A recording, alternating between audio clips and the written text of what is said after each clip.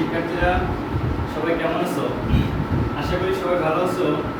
আজকে তোমাদের নতুন একটা ক্লাস নিয়ে হাজির হয়েছি। ক্লাসটি ছিল তোমাদের অনুরোধের ক্লাস। তোমরা বইয়ের অনুশীলনীর 15 নম্বর অঙ্কটা আমাকে একটু সমাধান করে দিতে বলছিলে। দেখো আমি পৃষ্ঠা নম্বর দিয়ে দিচ্ছি, অষ্টম শ্রেণীর গণিত পৃষ্ঠা নম্বর 91, 15 নম্বর অঙ্কটা একটু বড়, কিন্তু আমাদের সরল মুনাফা আর চক্রবৃদ্ধি মুনাফা এই দুইটার যে বেসিক আমি আগের ক্লাসগুলোতে তোমাদের দিয়ে দিছি। তোমরা একটু বেসিকগুলো আগে শিখে নিয়ে তারপরে এই অঙ্কগুলো ধরবো, তাহলে কিছু বুঝতে পারবো না। আচ্ছা দেখো, এক ব্যক্তি একটি ঋণদান সংস্থা থেকে, মনে করো ব্র্যাক ব্যাংক থেকে এটা একজন ব্যক্তি ঋণ নিছে 11% চক্রবৃদ্ধি হারে। এখানে কিন্তু চক্রবৃদ্ধি হারে বলছে, হ্যাঁ, প্রতি মাস অন্তর মুনাফা ভিত্তিক 50,000 টাকা ঋণ নিলেন। তাহলে এইটা হচ্ছে তার কি প্রারম্ভিক ঋণ। পি সমান এটা তার হচ্ছে প্রারম্ভিক ঋণ। আমি আবার বলি, প্রতি মাস অন্তর মুনাফা ভিত্তিক সে 50,000 টাকা ঋণ নিচ্ছে। এটা হচ্ছে তার প্রারম্ভিক ঋণ, পি এর মান। যদি ওই ব্যক্তি প্রতি মাসে 12,000 টাকা ঋণ পরিশোধ করে, তাহলে এক মাস পরে কত টাকা ঋণ থাকবে, এরপরে 2 মাস পর, 3 মাস পর, এভাবে রয়েছে। তো আমরা একটা জিনিস খেয়াল করব যে এখানে মাস বলছে না বছর বলছে। যদি বছর বলতো 3 বছর 4 বছর, তাহলে আমাদের আর কনভার্ট করা লাগতো না। কিন্তু এখানে যেহেতু মাস আছে, সেহেতু একটু আমাদের এই কাজটা করতে হবে। দেখো আমরা জানি যে 12 মাস সমান 1 বছর, তাই তো? তাহলে 1 মাস সমান 12/1 তাই আসছে না? 12 মাসের 1 অংশই তো এই 1 মাস। আচ্ছা, এবার ওই ব্যক্তি প্রতি মাসে 12,000 টাকা ঋণ পরিশোধ করছে। তবে ফার্স্টে কি লিখবো, প্রারম্ভিক ঋণ কত ছিল। ক নম্বর সমাধানটা করি।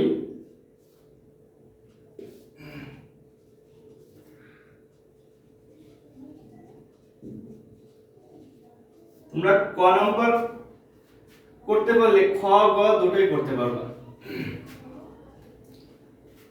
দেখো প্রারম্ভিক ঋণ হচ্ছে আমার 50,000 টাকা।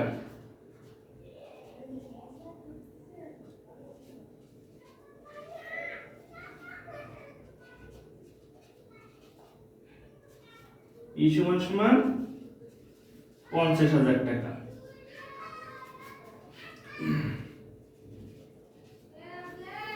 আচ্ছা, এরপরে যেটা লাগবে সেটা হচ্ছে মুনাফার হার। মুনাফার হার কত?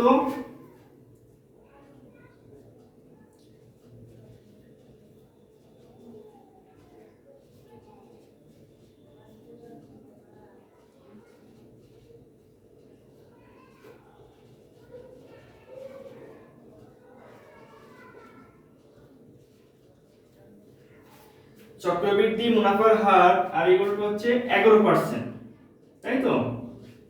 তাহলে এটা কয় মাসের? 1 মাসের, তাই না? তাহলে 1/12 গুণ 11%।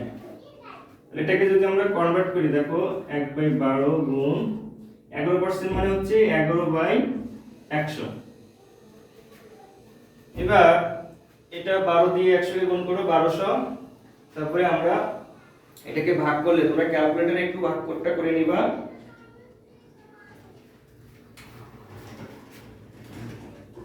0.0092 প্রায় লিখবা। এটা করলে আমরা 0.009, এটা 92, এটা পাচ্ছি আমরা চক্রবৃদ্ধি মুনাফার হার আর এর মান। আচ্ছা, এরপরে আমাদের সময়টা হচ্ছে ইয়েন। এটা তো 1 মাস, সময়কাল পাচ্ছি আমরা 1 মাস। তাহলে আমরা লিখতে পারি যে 1 মাস পর চক্রবৃদ্ধি ঋণ কত থাকতেছে, দেখো 1 মাস পর চক্রবৃদ্ধি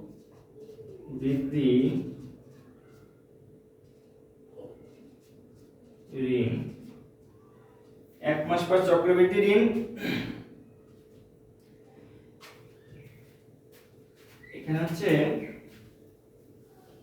মোট যে ঋণটা আসছে ওইটা লিখবা, মোট ঋণ সমান সমান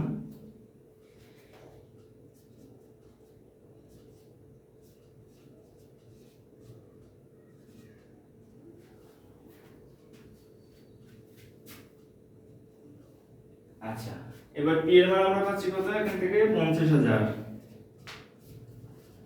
গুণ 1 প্লাস আর এর মান 0.0092 সময় কাল 1 মাস। আচ্ছা, মান বসানো শেষ, এবার আমরা গুণ করব।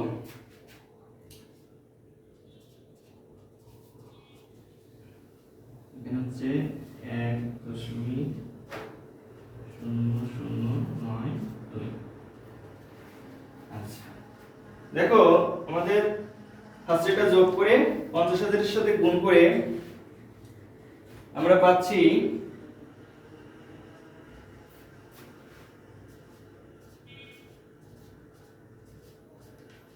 50,460 টাকা। এটা হচ্ছে আমাদের 1 মাস পর চক্রবৃদ্ধির মোট ঋণ। ঠিক আছে, এখানে কিন্তু যেটা দেওয়া আছে মুনাফা ভিত্তিক 50,000 টাকা ঋণ নিচ্ছে, তা মুনাফা তো দেওয়া নাই, মানে মুনাফা সহ সে ঋণ নিচ্ছে হচ্ছে এই 50,460 টাকা। ঠিক আছে, এই কারণে আমরা মুনাফা ভিত্তিক ঋণটা বের করে নিচ্ছি যে 1 মাস পর চক্রবৃদ্ধি সে মোট ঋণ কত নিচ্ছে। এবার যে কাজটা করব সেটা হচ্ছে এখানে অ্যানসারে যেটা চাইছে, অ্যানসারে কি চাইছে 1 মাস পরে কত টাকা ঋণ থাকবে, তাই তো। তো আমি যেহেতু জায়গা স্বল্পতা আমি এইখানে করে দিই 1 মাস পরে ঋণ থাকবে, অতএব 1 মাস পরে ঋণ থাকবে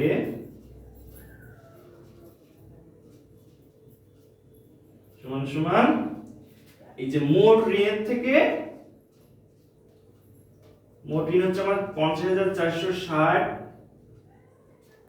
এর থেকে আমি মাইনাস করব এই যে প্রতি মাসে 12,000 টাকা ঋণ পরিশোধ করতো, তাহলে পরিশোধ করলে তো তার মোট ঋণের থেকে কমে যাচ্ছে টাকাটা, তাই না।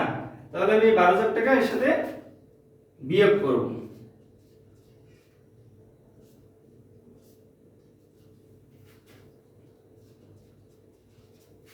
আচ্ছা, 0.06, তারপরে আসছে 4, 8,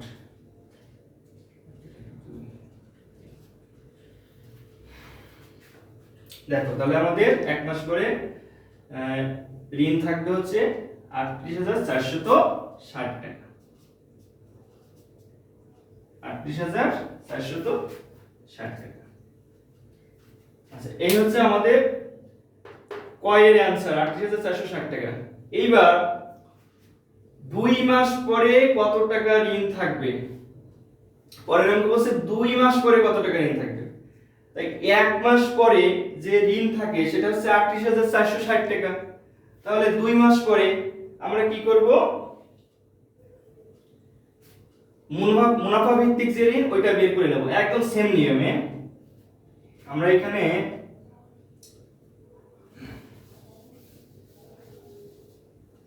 দেখো এই সেম জিনিস, এখানে প্রারম্ভিক ঋণ P = 50,000 টাকা থাকবে, চক্রবৃদ্ধি মুনাফা R = এটাই থাকবে সেম, সময়কাল N = 1 মাস থাকবে। তাহলে এখানে 1 মাসের জায়গায় এখানে আমি কি লিখব 2 মাস, 2 মাস পর মানে 1 মাস পর দ্বিতীয় মাসের চক্রবৃদ্ধি মূলধন, এটা লিখে রাখি। 1 মাস পর দ্বিতীয় মাসের 1 মাস পর দ্বিতীয় মাসের চক্রবৃদ্ধির মোট ঋণ। ঠিক আছে, তাহলে পি এর মান এবার কি হবে? তাহলে আমাদের এখানে এই ৩৮,৪৬০ টাকা, ৩৮,৪৬০ টাকা গুণ এখানে আসছে মুনাফার হার 0.0092 সময় সেম। আচ্ছা, এবার এটা ৩৮,৪৬০ গুণ 1.0092। আচ্ছা, এটা আমরা একটু ক্যালকুলেটরে গুণ করব।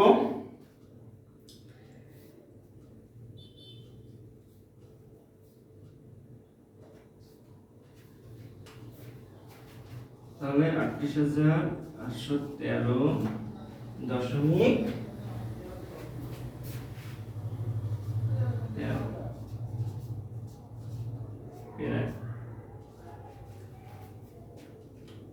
38,813.83। এটা হচ্ছে আমাদের প্রথম মাস পর দ্বিতীয় মাসের চক্রবৃদ্ধি মোট ঋণ। আচ্ছা, এইবার যেটা করব, দেখো দ্বিতীয় মাস পরে, এখানে বলছে দ্বিতীয় মাস পরে কত টাকা ঋণ থাকবে। তাহলে আমি এখানে লিখব যে দ্বিতীয় মাস পরে ঋণ থাকবে, এই যে মোট ঋণটা বের হইছে দ্বিতীয় মাসের 38,813। আচ্ছা, 0.83 মাইনাস এই যে প্রত্যেক মাসে যে টাকাটা আমরা ওই ব্যক্তি শোধ করছে, তাই না, 12,000 টাকা, 12,000 টাকা। এটা বিয়োগ করো, এটা বিয়োগ করলে আসছে 26,813.13। এটা হচ্ছে আমাদের অ্যানসার। তাহলে দেখো, আমরা যদি একটা মান বের করতে পারি প্রথম মাসে, তাহলে তৃতীয় মাস পর পর আমরা সেম নিয়ে বের করতে পারি। তোমরা এই তৃতীয় মাসের কত টাকা ঋণ থাকবে এটা একটু আমাকে অ্যানসারটা বের করে কমেন্ট বক্সে জানাবা। আর যদি কোনো সমস্যা আমাকে অবশ্যই কমেন্ট করে জানাও।